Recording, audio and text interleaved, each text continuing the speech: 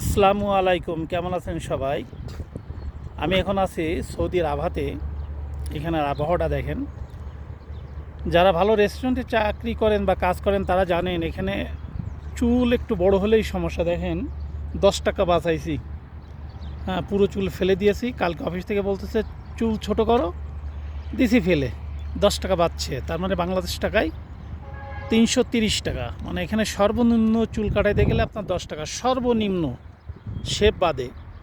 প্রবাসী আপনি যাই ইনকাম করেন না কেন, সবথেকে বড় কথা এগুলো আপনাকে সংযম হতে হবে, কোনো রকমের নেশা থেকে দূরে থাকতে হবে, আর বাঁচানোর চেষ্টা করতে হবে। এবং যা ইনকাম করবেন নিজের বলতে কিছু রেখে দেবেন, যেটা সঞ্চয় হিসেবে। আর এখন সবচেয়ে বেশি প্রবণতা যেটা দেখতেছি, যে মানুষ প্রতারণার শিকার বেশি হচ্ছে। দালাল এনে এয়ারপোর্টে ছেড়ে দিচ্ছে, খোঁজ নেই, কাজ দিচ্ছে না। এজন্য চেষ্টা করবেন যারা প্রবাসে আছে, যারা সৌদিতে বলেন, দুবাই বলেন, যারা ওইখানে স্টিল আছে এবং আপনার খুব নিজের লোক বা পরিচিত লোক, সেরকম ছাড়া কারোর মাধ্যমে আসাটা ঠিক হবে না। বাংলাদেশে ম্যাক্সিমাম এজেন্সি কী করে, তারা ভিসা বিক্রি করে দেয়, দিয়ে দালালের কাছে। এই যে সৌদি বলেন বা দুবাই বলেন, এখানে স্থানীয় কিছু লোক আছে যারা কাজের সন্ধান করে এবং কাজ দেয়, তাদের কাছে বিক্রি করে দেওয়ার মতো এক প্রকার।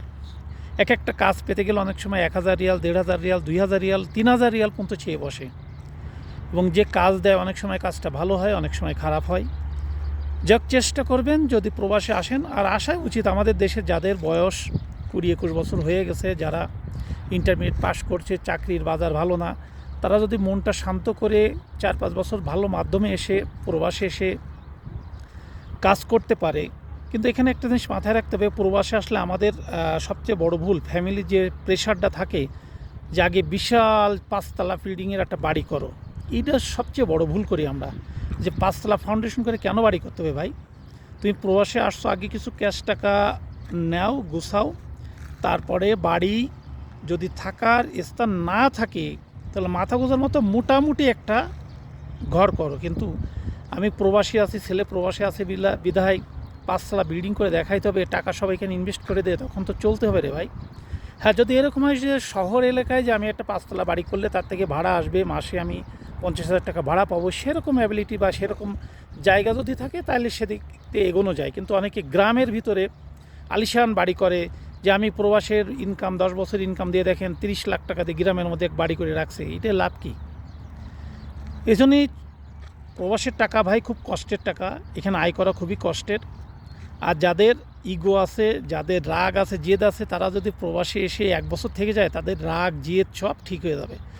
কারণ এখানে যে মানসিক প্রেশারে থাকতে হয়, এটা যদি পরিবারে জানে যে একটা প্রবাসী তার কর্মস্থানে কতটুকু মানসিক প্রেশারে থাকে, এটা যদি কোনো ফ্যামিলি জানতো তাহলে সে ফ্যামিলিগুলো পাগল হয়ে যেত।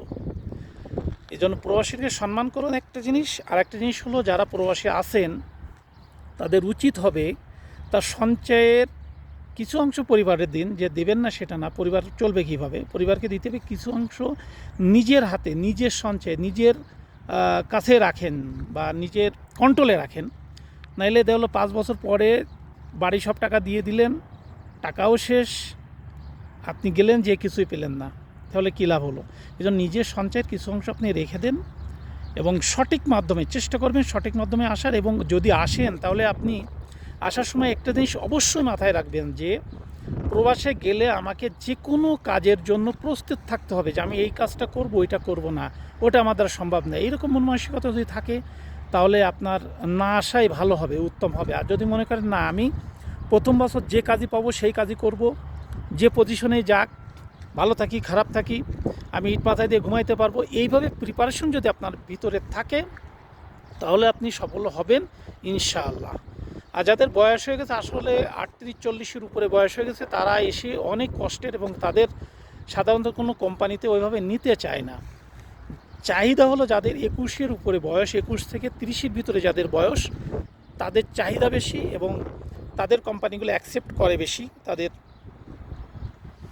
জন্য এটা একটা প্লাস পয়েন্ট। এবং একটা কোম্পানিতে থাকলে, 1 বছর থাকলে, যদি আপনার কাজের গুণগত মান ভালো থাকে বা আপনার পরে যদি মালিক মহাজনরা খুশি থাকে, তাহলে দেখবেন আপনার ডে বাই ডে ইনক্রিজ হচ্ছে, বেতনও বাড়বে, আপনার পজিশনও উপরের দিকে যাবে।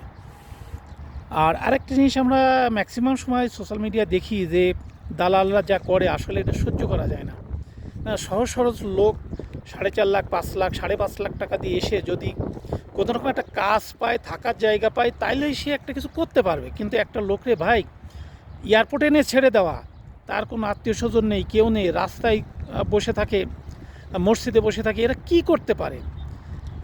হ্যাঁ, তুমি 2 টাকা বেশি নে ঠিক আছে, তাহলে এনে কোনো রকম একটা কাজ বা একটা শেল্টার দিলে সে প্রথম 6 মাস 7 মাস কাজে কষ্ট হলেও আস্তে আস্তে আস্তে আস্তে তার কিছু পরিচিত মহল বেরিয়ে যায়, কিছু বন্ধুবান্ধব তৈরি হয়ে যায়, ভালো একটা চ্যানেল তৈরি হয়ে যায়, তখন নিজের কাজ নিজের যোগ্যতায় খুঁজে নিতে পারে। এই জন্য এই যে দালালদের, আল্লাহ যে এদের কী অভিশাপ দেবো এদের পরে আমি জানি না, আল্লাহ যে এদের কী করবে আমি নিজেও জানি না। মাঝে মাঝে খুব খারাপ লাগে যখন দেখি এই জিনিসগুলো। যাই হোক, সবাই সতর্ক থাকবেন, চেষ্টা করবেন ভালো মাধ্যমে আসার জন্য। আর প্রবাসী অ্যাপ নামে একটা অ্যাপস আছে বাংলাদেশে, সেখানে দেখবেন রেকর্ডিং এজেন্সি আছে, সঠিকভাবে যে যারা সঠিকভাবে লোক পাঠায় তাদের দেখে শুনে বুঝে ভালো করে জেনে শুনে তারপরে প্রবাসে আসার চেষ্টা করুন। ধন্যবাদ সবাইকে, সবাই ভালো থাকবেন।